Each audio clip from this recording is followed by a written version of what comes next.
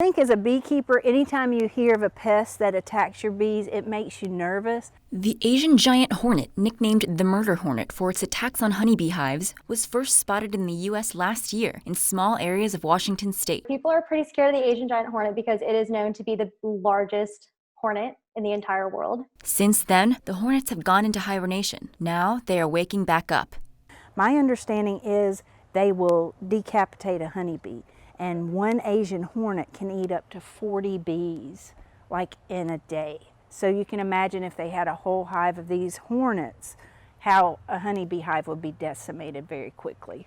As of now, the only reported sightings are in Washington state. The Washington Department of Agriculture is working to track down these hornets to make sure they do not spread to the rest of the country. They would affect the food supply chain. There are a lot of fruits and vegetables that you wouldn't get to eat because bees pollinate, like I said, a third to 35% of the food we eat that's in the grocery stores.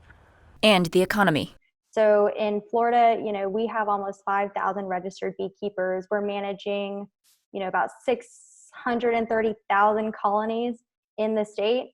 And honeybees are generally important as far as pollination for lemons, cucurbits like cucumbers, blueberries, and especially almonds. So we do have a lot of beekeepers that will take their honeybees out to the almond groves in California.